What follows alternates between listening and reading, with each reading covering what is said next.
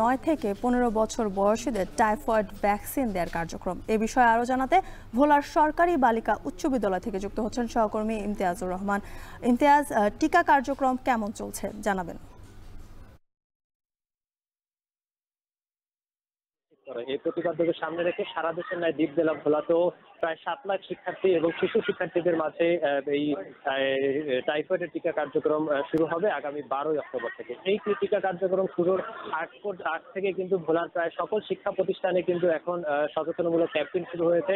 পাশাপাশি আমার পিছনে দেখতে পাচ্ছেন আমি এখন রয়েছে ভোলা সরকারি বালিকা উচ্চ বিদ্যালয়ের মাঠে। এখানে কিন্তু শিক্ষকদেরকে রেজিস্ট্রেশন কার্যক্রম করছে কিন্তু একদল স্বেচ্ছাসেবী সংগঠন, যাতে করে এই টিকা কার্যক্রম অনর্গলভাবে সকল শিক্ষার্থী একযোগে করতে পারে, যাতে কোনো বিশৃঙ্খলা না হয়। সেই জন্য কিন্তু এই টিকা কার্যক্রমের রেজিস্ট্রেশন কার্যক্রম শুরু হয়েছে।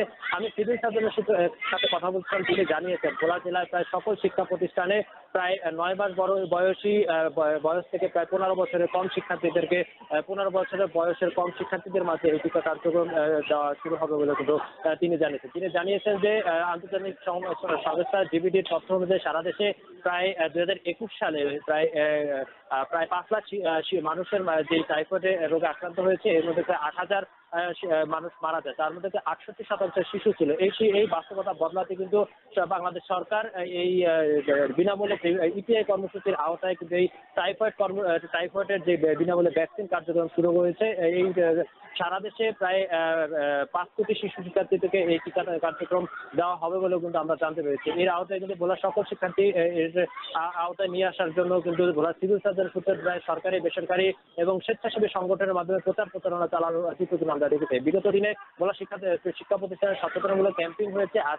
আজকে ভোলার প্রায় প্রতিটি শিক্ষা প্রতিষ্ঠানে রেজিস্ট্রেশন কার্যক্রম শুরু হয়েছে। আগামী 12 অক্টোবর কিন্তু এই টিকা কার্যক্রম শুভ হবে বলে কিন্তু আমরা জানতে পেরেছি। তো এই ছিল আমার কাছে ভোলার সরকারি বালিকা উচ্চ বিদ্যালয় মাঠ থেকে টিকা কার্যক্রমের সর্বতথ্য। ভোলার সরকারি বালিকা উচ্চ বিদ্যালয় থেকে যুক্ত ছিলেন সহকর্মী ইমতিয়াজুর রহমান। জানাচ্ছিলেন